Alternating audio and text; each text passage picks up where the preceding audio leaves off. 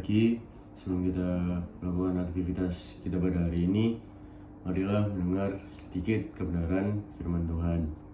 Sebelum itu, marilah kita bersatu di dalam doa. Ya Tuhan Yesus Kristus, kami mengucap syukur atas hari yang baru serta nafas kehidupan yang boleh kami terima di pagi hari ini. Terima kasih, kami telah diberikan istirahat tidur yang cukup, yang tentunya berguna bagi jiwa raga kami. Dan juga ya Tuhan, sebentar kami akan mendengarkan sedikit dari firman-Mu. Kiranya firman yang disampaikan pada hari ini dapat menjadi rema bagi kehidupan kami masing-masing. Dan juga setelah itu kami akan menjalani aktivitas. Lancarkan aktivitas kami ya Tuhan, sertai kami agar kami dapat melakukan tugas tanggung jawab kami dengan baik. Dalam nama Tuhan Yesus Kristus, kami sudah berdoa dan mengucap syukur. Haleluya, amin. Firman yang akan saya sampaikan berjudul Tidak Bergantung pada Manusia.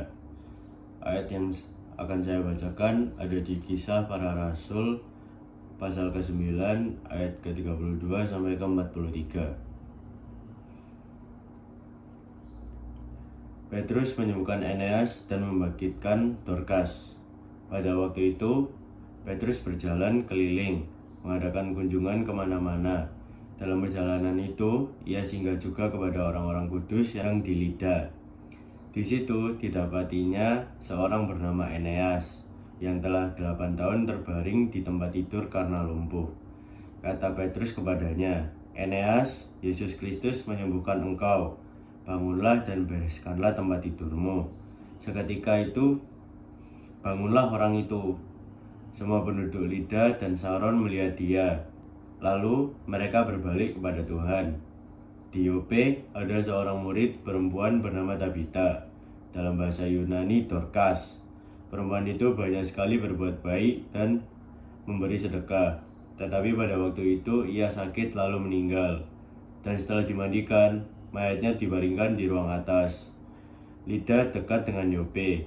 Ketika murid-murid mendengar bahwa Petrus ada di Lida, mereka menyuruh 2 orang kepadanya dengan permintaan, "Segeralah datang ke tempat kami."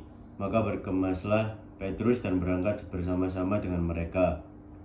Setelah sampai di sana, ia dibawa ke ruang atas dan semua janda datang berdiri di dekatnya, dan sambil menangis mereka menunjukkan kepadanya semua baju dan pakaian yang dibuat Dorkas waktu ia masih hidup. Tetapi Petrus menyuruh mereka semua keluar, lalu ia berlutut dan berdoa. Kemudian ia berpaling ke mayat itu dan berkata, "Tabita, bangkitlah." Lalu Tabita membuka matanya dan ketika melihat Petrus, ia bangun lalu duduk. Petrus memegang tangannya dan membantu dia berdiri. Kemudian ia memanggil orang-orang kudus beserta janda-janda, lalu menunjukkan kepada mereka bahwa perempuan itu hidup.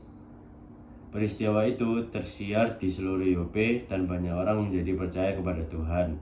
Kemudian daripada itu, Petrus tinggal beberapa hari di Yope di rumah seorang yang bernama Simon, seorang penyamak kulit. Amin. Jadi, Tuhan kita adalah Allah yang menyejarah.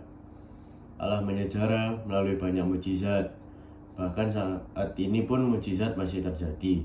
Akan tetapi, kerap kali peristiwa mukjizat dimaknai secara keliru. Karena itu, penting untuk kita memaknai peristiwa mukjizat secara besar. Ada 2 prinsip utama dalam perikop ini terkait mukjizat yang dilakukan oleh Petrus. Yang pertama, mukjizat tidak bergantung pada manusia, baik sebagai fasilitator maupun sebagai penerima mukjizat. Pasalnya, tanpa fasilitator sekalipun, mukjizat tetap bisa terjadi, karena mukjizat bersifat pasif sebab tidak disertai keterangan yang menunjukkan keaktifan. Dalam mukjizat pertama, Petrus berinisiatif menyembuhkan orang lumpuh. Kemudian mukjizat kedua terjadi pada orang yang sudah mati. Meskipun kedua penerima mukjizat menunjukkan kepasifan, namun Allah memberikan kuasa kepada orang percaya untuk menyatakan mukjizat. Pemberian kuasa itu berdasarkan kehendak Allah sendiri, bukan karena bergantung pada manusia. Yang kedua, mukjizat dikerjakan oleh Allah dari Allah dan untuk kemuliaan Allah. Sekalipun Allah menggunakan manusia sebagai alatnya, mujizat harus menuntun orang-orang kepada Allah, bukan mengagungkan manusia. Hal demikian sesuai dengan bacaan Kisah Para Rasul pasal ke-9 yang dikatakan banyak orang berbalik dan percaya kepada Tuhan. Kedua mujizat tersebut datangnya dari inisiatif Allah, oleh kuasa Allah, melalui perantaraan Petrus, dan untuk kemuliaan Allah. Dari kedua hal tersebut, kita dapat belajar beberapa hal. Yang pertama, kita harus bersyukur karena kasih Allah yang tidak bersyarat. Pasalnya, jika kasih Allah menuntut adanya syarat, tak seorang pun di antara kita dapat memenuhi syarat tersebut. Yang kedua, ketika kita menerima berkat Allah, hal itu bukan berarti menjadikan kita lebih istimewa daripada orang lain. Pasalnya, semua itu adalah anugerah Allah semata. Yang ketiga, menerima mujizat bermakna bahwa kita harus menempatkan Allah sebagai yang paling utama di dalam hidup kita. Sekian firman yang dapat saya sampaikan pada pagi hari ini.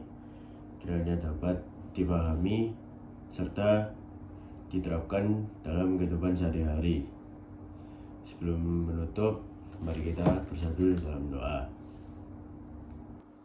Tuhan, terima kasih kami telah mendengarkan sedikit kebenaran firman-Mu. Kiranya firman yang disampaikan hari ini dapat diterapkan dalam kehidupan sehari-hari. Dan juga sebentar kami akan memulai aktivitas kami.